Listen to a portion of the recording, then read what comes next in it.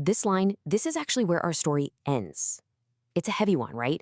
Made after something truly impossible.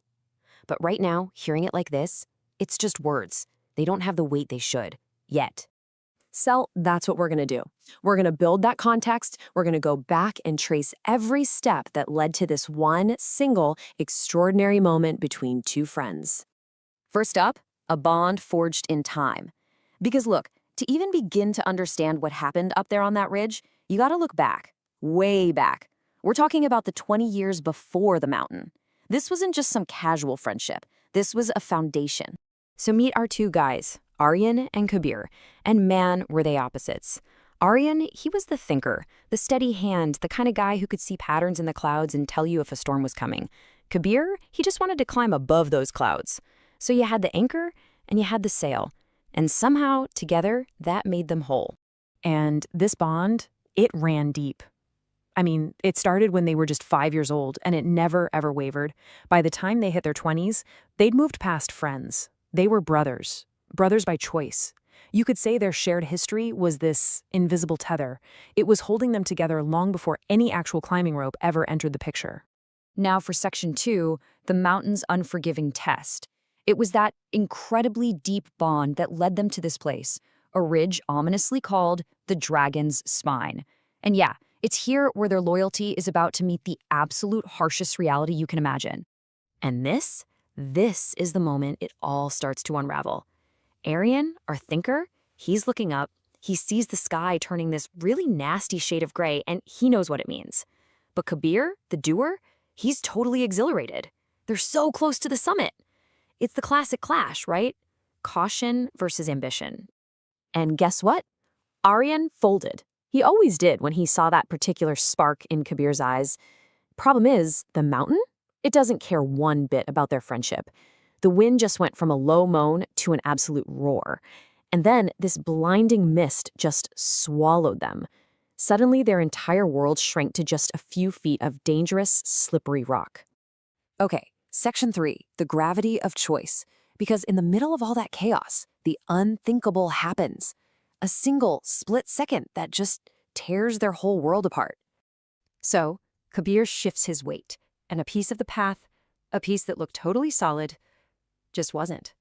There was no slow slide, no time to react, nothing. Just this sickening crack of stone breaking, and then a sudden, terrifying emptiness. 500 feet. That's the drop. 500 feet straight down into nothing but swirling storm clouds. Let's put that in perspective for a second. That is like falling off a 50-story building. It's a death sentence, plain and simple. Now, I want you to really think about this. In that frozen split second between life and death, what does pure instinct scream at you to do? That self-preservation instinct is probably the most powerful force we have. It's the voice yelling, save yourself, let go of the weight that's pulling you down. Seriously, what would you do? But Aryan, he didn't listen to that voice. He didn't think twice about the crumbling ledge, about his own safety.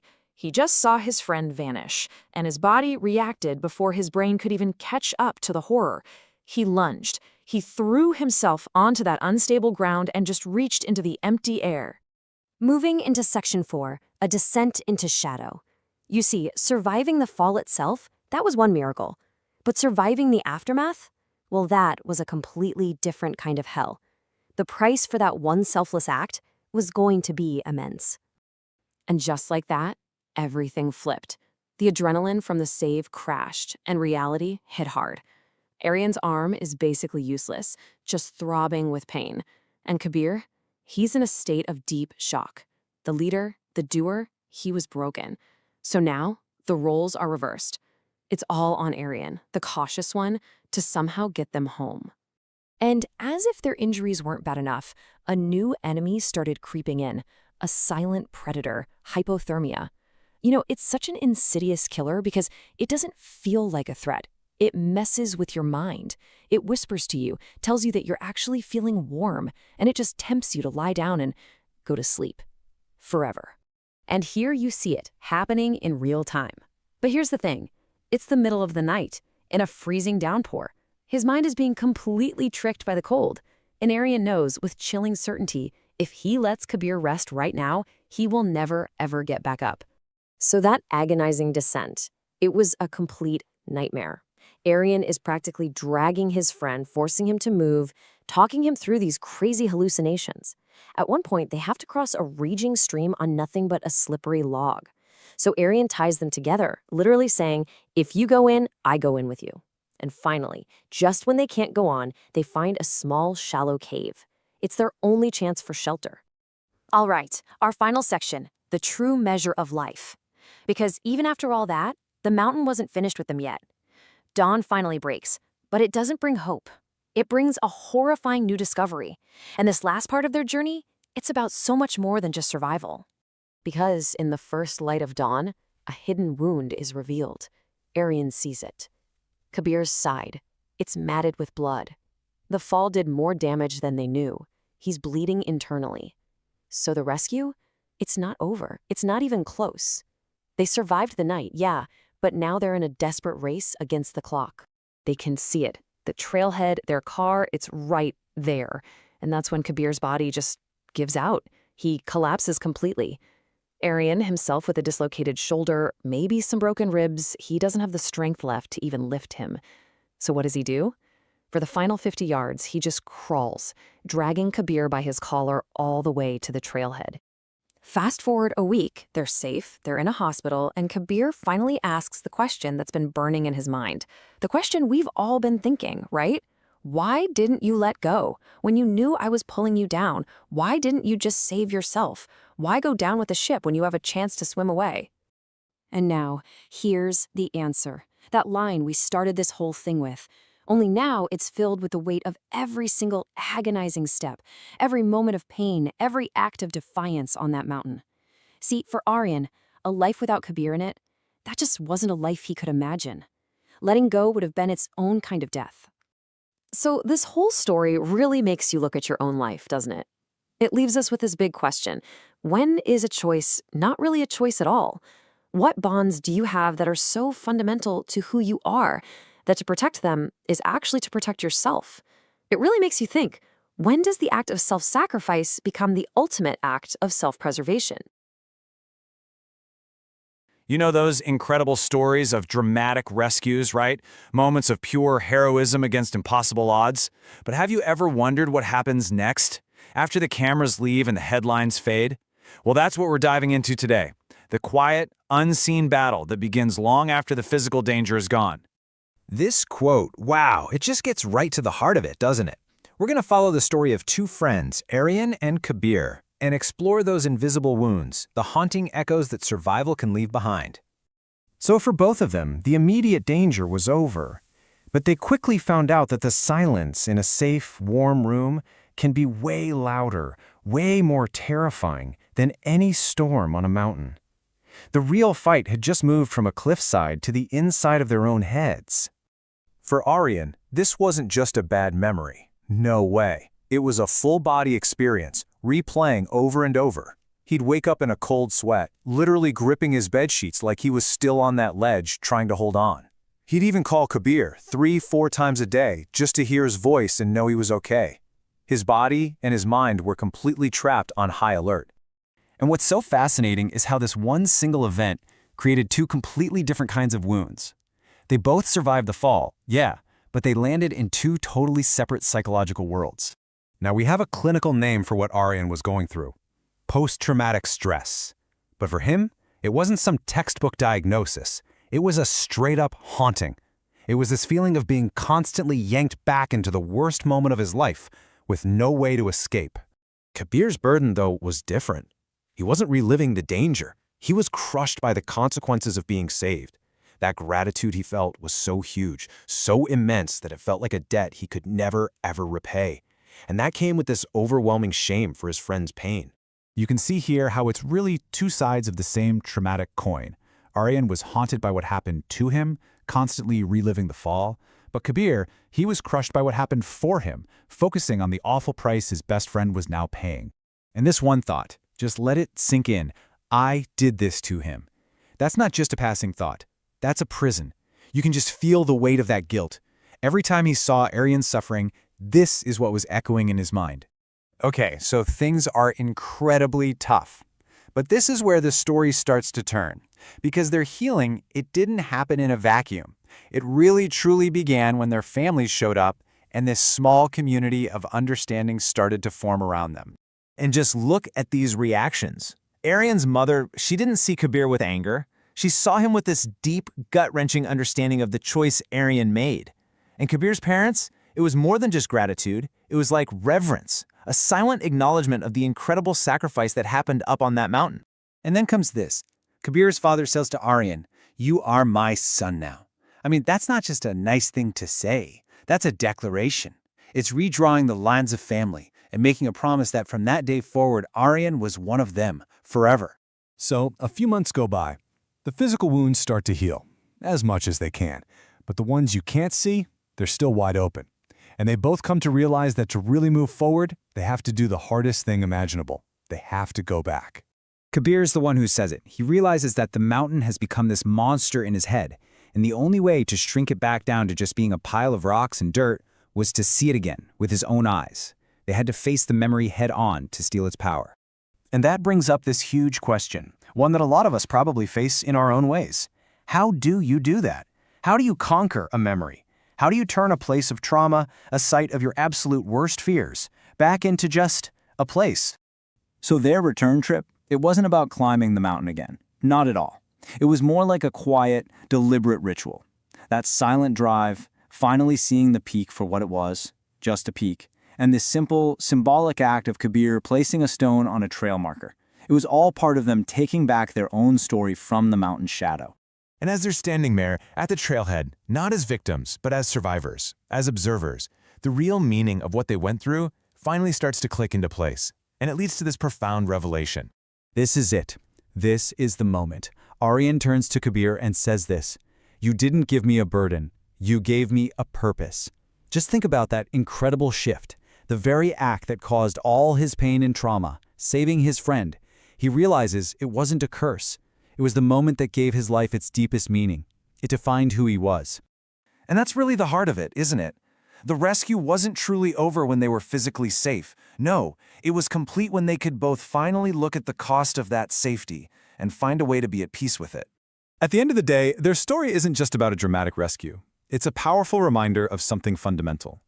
In a world where everything can feel like it's falling apart, the bonds we forge, of friendship, of sacrifice, can hold us together with a force all their own, a force that's even stronger than gravity. You know, we often hear stories about a single incredible act of heroism. But what about everything that comes after? That's what we're diving into today. Not the moment, but the lifetime. The scars, the ripples, the legacy that gets built when nobody's watching anymore. So let's get right into it. Yeah, this really gets to the heart of it, doesn't it? A heroic act. It's a flash, a moment. But a legacy? That's something that breathes and grows over a lifetime. We're so often fixated on that dramatic rescue, that one split-second decision. But the real story, the one that truly matters, well, that starts when all the adrenaline is gone. All right, an echo on the mountain. This sets the scene perfectly, and it brings us to a really fundamental question, one that pushes us past the event itself and into the lives that were totally reshaped. Right? What happens when the rescue is over? The news crews pack up, the world moves on, so what's left behind? For Aryan and Kabir, the two guys at the center of this story, well, that's when their real journey kicked off. And that brings us to the first big ripple effect, the scars. And we're not just talking about memories here. We're talking about permanent, life-altering changes, both physically and inside their heads, that literally rerouted the entire course of their lives. Man, this quote just says it all. The scars of the mountain became part of the architecture of their souls. It wasn't just about healing. It was a total teardown and rebuild of who they were. That event, that one day, became the new bedrock of their entire beings. And look at how they dealt with it. This is amazing. Aryan's right arm, it was never the same after he held his friend for 2 solid hours. Constant nerve fatigue. But did he see it as a disability? Nope. He called it his living medal. Think about that. Not a weakness, but a trophy he wears every single day. A constant aching reminder of what he did and why it mattered. And you can see here just how profoundly that one event changed both of them, but in different ways. Arian, his injury meant he couldn't do physical labor anymore. So what does he do? He becomes a search and rescue coordinator. He's that calm voice on the other end of the line for people in their worst moments because, hey, he's been there. And Kabir? For him, it was a complete identity shift. The boy died on that ledge, as they say. The reckless thrill seeker was gone, and in his place was a man obsessed with making sure nobody ever made the same mistakes he did. So they both changed as individuals, for sure. But maybe the biggest transformation was what happened between them. Their friendship became something else entirely, something deeper, almost unspoken. It was like they were telepathic. Seriously, the stories are incredible. If Arian's shoulder started aching, from that old injury, Kabir would just show up with a heat pack. No call, no text, he just knew. And if Kabir was having a flashback, a bad night, Arian was on his doorstep in minutes. They just didn't need words anymore. They could feel it. Okay, so this incredibly deep, private bond they had, it didn't stay private for long. It started to become this symbol for other people. And that sparked an idea to take what they learned and share it with everyone. And that's how the Anchor Project was born. It's a mentorship foundation they started, and its mission is just so simple, so powerful. They teach people that the single most important piece of gear you can have in life, not just on a mountain, but in life, isn't a fancy rope or some expensive tool. It's a trustworthy partner. It's an anchor. And this is where the story goes from being about two friends to something so much bigger. Their legacy, that echo from the mountain, started to travel, reaching people they'd never met in ways they never, ever could have predicted. So people started writing articles about them. Their story got shared online, and it really took on a life of its own. And then one day a letter shows up. And this letter, it proved that their survival was never just about them. It was from a teenager, someone who was really, really struggling, fighting a deep depression. And he read their story. He read about Arian holding on for 2 hours. And he wrote that if someone could hold on to a ledge for that long for a friend, then maybe life was worth holding on to for just one more day. That one story gave him a reason to keep going. And that's it, isn't it? Just one. One life. That's all it takes to prove a legacy is real. Suddenly their entire nightmare, all that trauma, it had a new purpose. It wasn't just about saving Kabir on a mountain. It was about saving a stranger they'd never met by showing him life was worth the fight. So let's fast forward. 10 years go by, and we come to this quiet, powerful moment of reflection.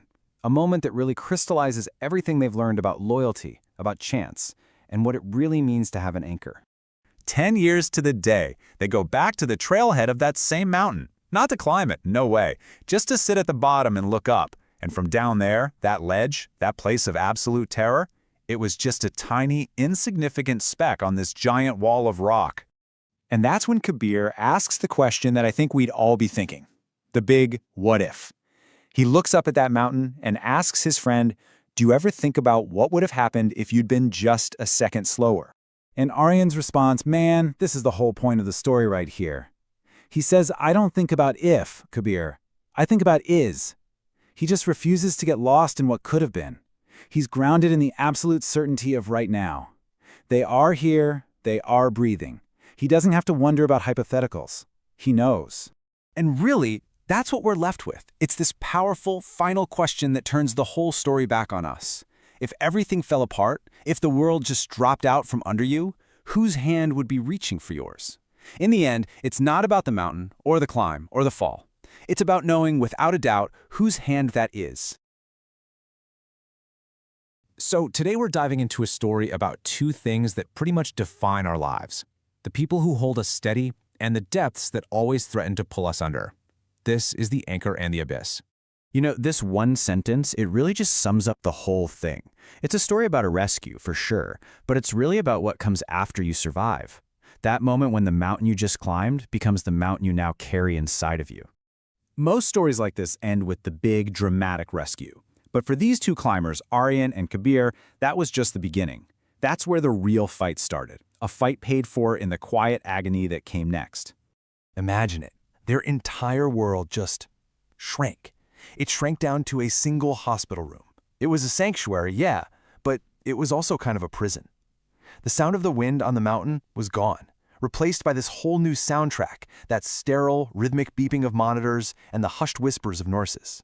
And what's so fascinating is how survival took a completely different toll on each of them. For Aryan, the cost was physical, a really bad arm injury, his nerves just stretched to the absolute limit. But for Kabir, the wound was totally invisible. It was this deep psychological abyss dug out by the crushing weight of survivor's guilt. But here's the thing about Aryan.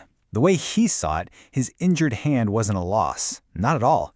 To him, it was proof. It was the signature on a contract he made right there on that ridge, a deal he would have made 1,000 times over. It was a trade, plain and simple, one he made without a single regret. Okay, so this brings us to the moment that really defines everything. And it didn't happen on the mountain with all the chaos.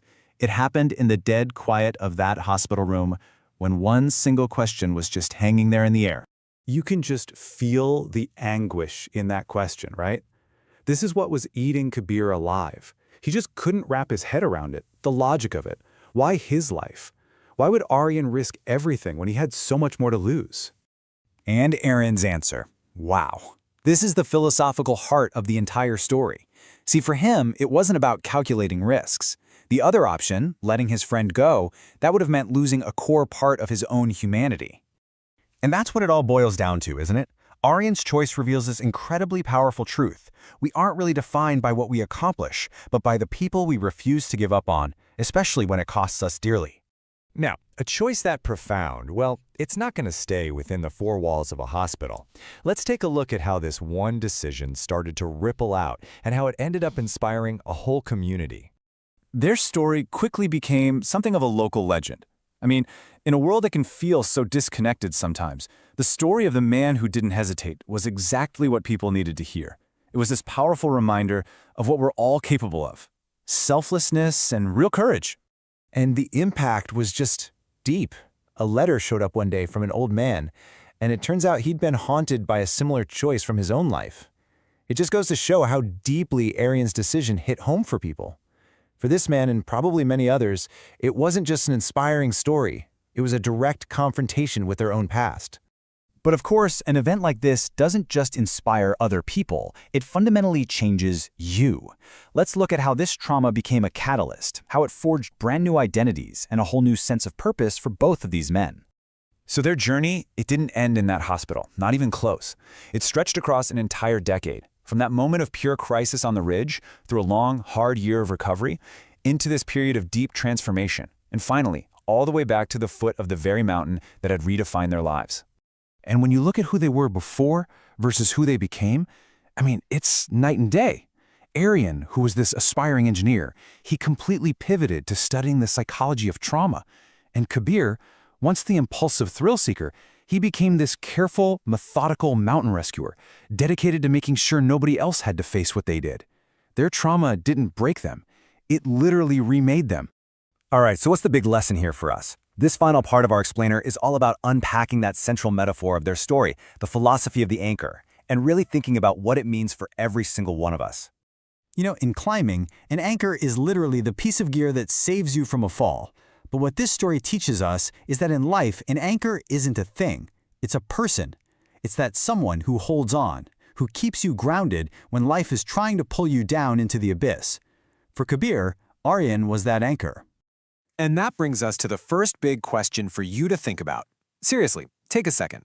In your life, when things get tough, who's the person that keeps you attached to the world? Who is your anchor?